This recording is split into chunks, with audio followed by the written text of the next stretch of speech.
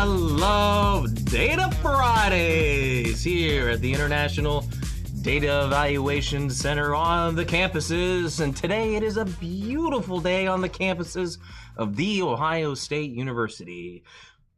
Well, hey there, fellow David lovers, and welcome to today's episode 22 podcast of I Love Data Fridays. And today we are going to be talking about intervention status outcomes of our reading recovery children with disabilities. This is a question that rolled in last week to our help desk on I Love Data Fridays. So, hey, who's talking data to you today? Well, of course, you've got me, Jeff Breimer-Bashore, Director of IT and Operations, talking to you today. And I have to give a special thanks to Dr. Richard Lomax today, our Director of Research, as he provided the data that I will be using today for I Love Data Fridays. Dr. Lomax is busy working on data requests, so he wasn't able to join us today, but he certainly worked hard on producing our results for today. So thank you, Dr. Lomax. All right, folks, so what are we talking about today? Well, we are going to be talking about sort of two questions about our reading recovery children. The first question is nationally, of children who enter reading recovery with a pre-existing disability designation, as indicated on the background page, what percentage are in each of our outcome categories? All right, so that is question number one. All right, so then question number two, sort of a follow-up question we will also be talking about. And what if you disaggregate for number one, speech and language, those children with speech and specifically with speech and language disability, and number two, for a specific learning disability. So if they also have selected on their specific learning disability. So now we're going to look at the data, and then of course I have a question and answer session planned at the end. And in case you can't tell, I actually the question I forgot to bring up my question and answer window, so I'm actually doing that right now, trying to do two things at one time, and that's proving quite difficult. Okay, there we go. I've got my screen up for that. So we're going to do our question and answer session at the end. If you want to send me some questions, you can hop on over to www.slido.com, and in the event number box, put in event U621, and your questions will appear on my question screen right there. There it is right there. And I will see them, so we can do that. All right, ladies and gentlemen, it's time to talk some data. I love Data Friday! All right, enough ridiculous aside now.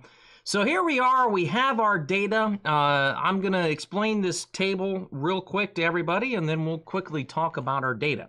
So we are using data from the 2016-17 school year, and if you look along the left side of the table here, you'll see that we have 4 rows of data, and up at the top, I'm starting with one row that is for all reading recovery students in the United States. So I'm trying to start us off with sort of a comparison as we go through our different categories of disabilities to be able to come back and do a comparison to all of our kids in the United States. So in this row right here, we have about 38,445 kids, an N of 45 in statistics. When we talk about a count of things, we like to refer it to as our N.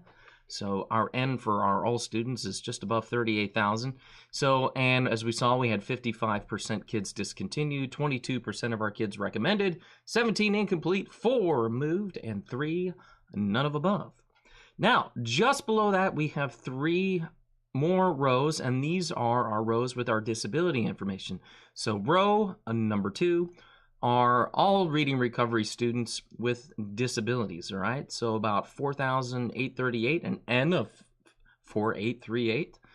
And then we break it down, or we disaggregate it by 2 specific categories in our disabilities. We have our kids with a specific learning disability, and then our speech and language impairment, kids with speech and language impairment. So about an N of 197 and an N of 3,417 in those categories.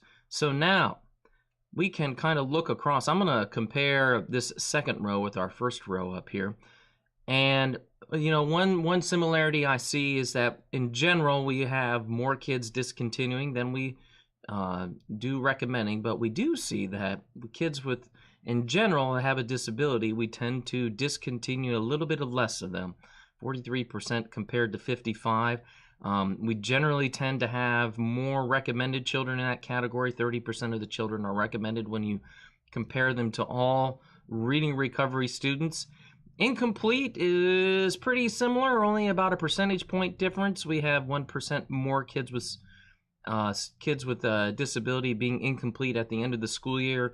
And then I think we would say we see somewhat similar results with our moved and our none of above, just a few percentage points difference between those two categories. So one difference we see is, in general, we do follow the pattern that we tend to discontinue more kids than we recommend with disabilities.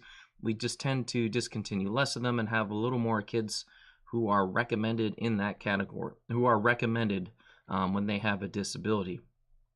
All right, if we move down to our next row, we're going to go down to our specific learning disability here, and we do see a little bit of difference. So of the 197 kids who were labeled as having a specific learning disability, 21% of them were discontinued, making that accelerated growth and reaching average literacy performances. They have 38% of them were recommended. 17% were incomplete, which is actually kind of the same as pretty close to same as our other ones above. 3% of them moved, not much of a difference from our other categories. But I noticed here, and I don't really have an explanation why, 21% of these kids fall into the none of above category. So they're being withdrawn from reading recovery for other reasons. I don't know those other reasons, but we do see a difference there. Also, like I said, a difference in the discontinuing. We're certainly looks like discontinuing less kids who have a specific disability, more kids of them falling into the recommended, and even more of them falling into that none of above category. All right, then we come down here to our final row, kids who have a specific a speech and language impairment. Of the 3,417, about 46% were discontinued. 31% were recommended. Somewhere along the lines of our overall student disability rates there, they look similar. 17% discontinued, and then 3% moved, and 3% none of above. So I would say our speech and language impairment kids look similar to the rest of our all disability kids. Now, we certainly have more of them who get a little bit recommended, who are recommended as compared to all of our reading recovery students. But we still have 46% of those kids discontinued. All right, ladies and gentlemen, that's it. That's the data we got there. We had those questions, and that's our data. So I am going to sit here briefly. I've got my question screen up. I'm going to look over to my left, and if anyone has any questions, or if you would like me to clarify anything, I would be happy to do that as well. You can certainly do that up on the question and answer page right now. I'm also watching the YouTube chat, just in case you're typing into the YouTube chat as well. Hey, I will say that, if you're watching this on YouTube Live right now and you haven't clicked our subscribe button, take your mouse over to that red button along the right-hand side of the screen that says subscribe, and subscribe to our YouTube podcast. And this way you will get announcements every time we go live with an event. And you'll be able to get all of this lovely data information. Now, I'm going to look back over to the left-hand side. I do not see any questions yet, so we will give it about 30 more seconds, and if nothing rolls in at that point, then we will sign off the day. And I'm going to need to take a look at my calendar here while I'm waiting for these questions to roll in. When's our next I Love Data Friday going to be? Let's see. That is going to be in, let's bring up November the 3rd. So our next I Love Data Fridays will be November the 3rd. Of course, we'll send emails out about that. Let me bring up this chart again. Get that up in the screen. I think my 30 seconds is almost up there. Still not seeing any questions. So we will move over here and say, ladies and gentlemen, once again, I want to say thank you for watching another I Love Data Fridays today.